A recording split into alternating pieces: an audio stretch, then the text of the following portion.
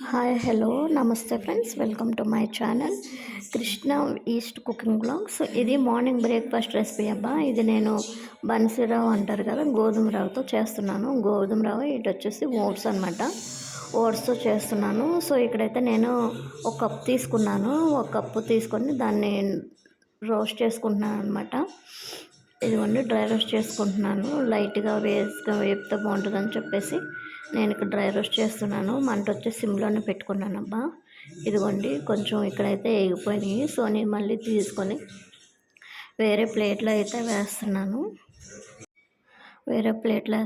నేను అదే కప్పుతో నేను ఒక హాఫ్ కప్ అయితే గోధుమ రవ్వ తీసుకున్నాను. ఇది కూడా కొంచెం డ్రై రోస్ట్ చేసుకుంటున్నాను ఇక్కడ. ఇదిగోండి కొంచెం వేగితే బాగుంటుంది కదా, పచ్చివాసన అయితే ఉండదని చెప్పేసి నేను ఇక్కడ డ్రై రోస్ట్ చేసుకుంటున్నాను. సో ఇది కూడా ఆల్మోస్ట్ వేగిపోయింది. సో ఇది ఆరేలోపు ఇక్కడైతే నేను మిగతా ప్రాసెస్ చూద్దాము. సో ఇక్కడైతే నేను ఒక క్యారెట్ తీసుకున్నాను. క్యారెట్ తీసుకొని అది ఇక్కడ కోరేసుకొని ఇప్పుడైతే నేను ఓట్స్ రవ్వ ఉన్నది కదా, సో నేను ఇక్కడ ఓట్స్ ముందుగా మిక్సీ పడుతున్నాను.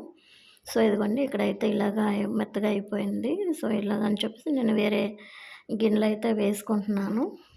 ఇప్పుడు వేపుకున్న గోధుమ రవ్వ కూడా ఉంది కదా, అది కూడా వేసుకొని నేను కొంచెం ఇక్కడ మిక్సీ పడుతున్నాను. అంటే కొంచెం రవ్వ లావుగా ఉంటుందని చెప్పేసి నేను దాన్ని కూడా ఇక్కడ మిక్సీ పెట్టి రెండు ఒకే బౌల్లో వేసుకుంటున్నాను. ఇక్కడైతే నేను కోరుకున్న క్యారెట్ అయి ఉన్నది కదా, నేను తాలింపు అయితే పెడుతున్నాను అబ్బా. సో కొంచెం ఆయిల్ వేసుకొని కొంచెం ఆవాలు జీలకర్ర వేసుకొని ఇది అల్లం కూడా వేస్తున్నాను. అల్లం కొత్తిమీర వేసి ఇక్కడ వేపుకుంటున్నాను.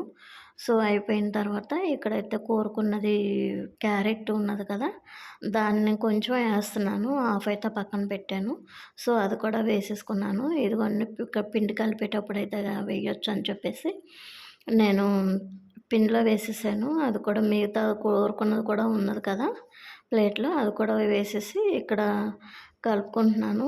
అయితే నేను పెరుగు అయితే వేసానబ్బా, మరి నాకు ఐడియా లేదు పెరుగు వేస్తారో లేదో. సో ఇంట్లో ఉంది కదా అని చెప్పేసి నేను కొంచెం పెరుగు అయితే యాడ్ చేశాను. దాన్ని పెట్టుకొని ఇదిగోండి నేను ఇక్కడైతే ఇడ్లీ కుక్కర్లో పెడుతున్నాను అనమాట.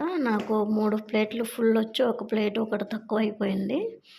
సో ఇదిగోండి ఇక్కడ పెట్టుకున్నది. ఇదిగోండి ఇది కలిపేయటం నేను ముందుకి వెనక్కి షూట్ చేశాను.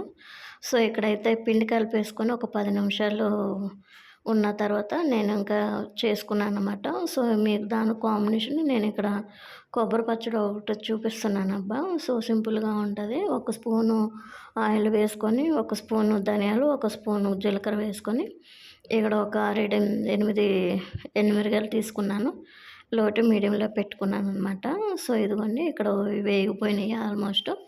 ఇది ఆరిపోయిన తర్వాత ఒక మిక్సీ బౌల్లో తీసుకొని కొంచెం చింతపండు ముందు గ్రైండ్ చేసుకున్నాను. ఎండుమిరగాయలు ధనియాలు ఉన్నాయి కదా అవి.